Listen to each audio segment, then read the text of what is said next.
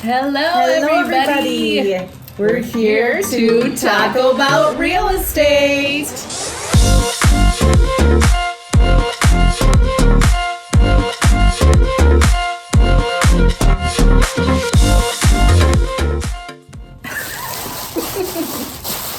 And then we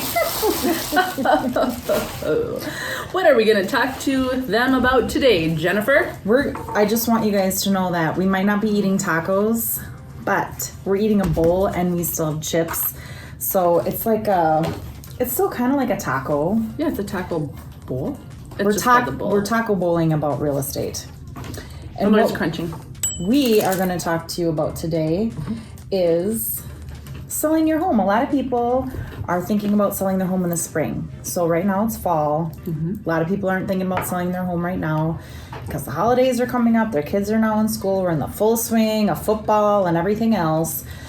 But you guys are going to start thinking in January, oh my gosh, I want to get my house on the market in the spring. But spring in real estate isn't spring. It's usually after the Super Bowl. So think end of February, beginning of March.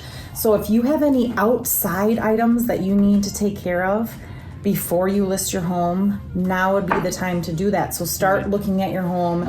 Any eyesores that are outside, any painting that needs to be done, any updating that you want to do, that's something that you're going to want to do now before the weather gets too cold. Because if it gets to be too cold outside, you can't do the painting and you're not going to be able to do a lot of the outside stuff that you want to do. Yeah, so that would be top of the list, outside stuff, because before you know it, the snow's going to start falling, and then you're going to be out of luck. Hibernating in your home. And while you're hibernating in your home, that would be a great time to start going through your closets and your cabinets. I always tell everybody, you're moving. Don't take anything with you that you don't want in the new house. There's no need to keep moving things. I mean, I heard from somebody that said, I've had this for 10 years. It's moved with me the last 2 or 3 houses, and now I'm just getting rid of it. Right. Just get rid of it. Just save yourself the hassle. Or you never think you have as much stuff as you actually do. So make sure that you're planning ahead, because we've all been in the position where we have sellers that are just throwing everything in boxes because they started running out of time. Right. And then they're like, I actually had one of my clients say to me, I just want to take this moving van and just drive it right off a bridge because I don't even want to deal with everything that I packed in there. So do yourself a favor and sort and donate and throw away all of the things now before you pack it up and move it to your house, because once you get in your new house, guess what? You're not going to go through that box that you think you're going to go through. It's going to end up in your basement and it's going to stay there. Right.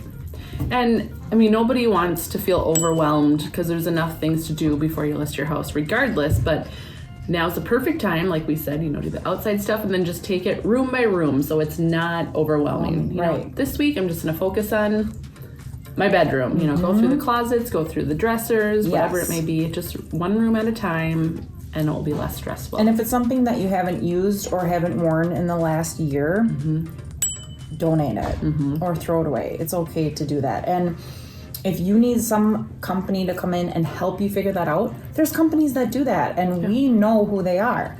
So if you need help and guidance on packing, tossing, donating, contact us and we can give you a referral. Yeah, absolutely. We're happy to do that. And like Danielle said, take one room at a time, take one closet at a time. On a rainy day or a snowy cold day when you're not doing anything, that's a perfect opportunity to do that.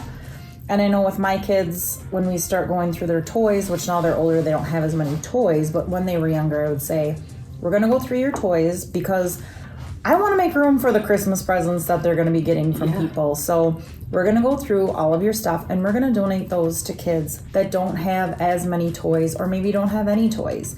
Makes them feel good about it. It gets them used to doing stuff like that. If it's something that they haven't played with in a long time, make room for more things. Right.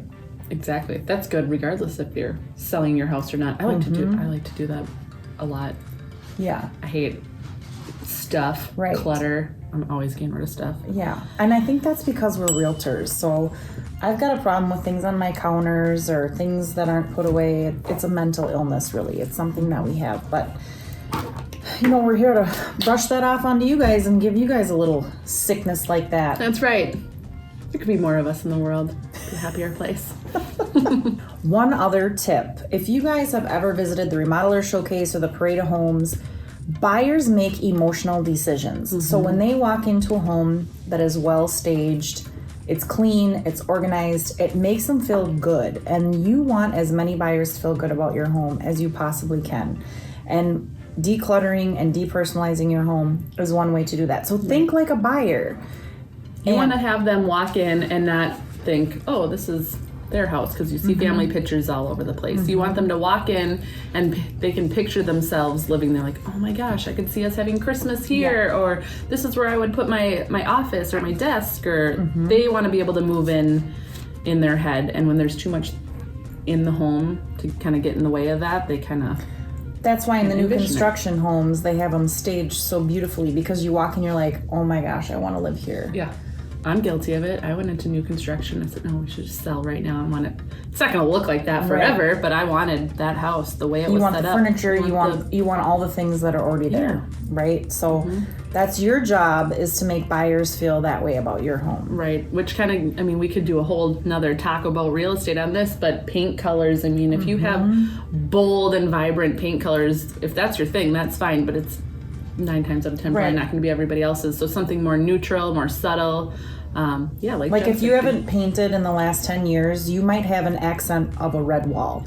You might have a brown wall or a copper wall. The warm tones, the brown tones, were very popular then. They're not as popular now. It's more like what's in our office here. So it's the gray, cooler toned, colors that are in right now.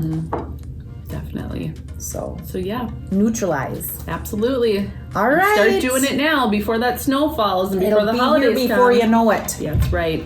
We'll see you next time. Bye-bye. Bye.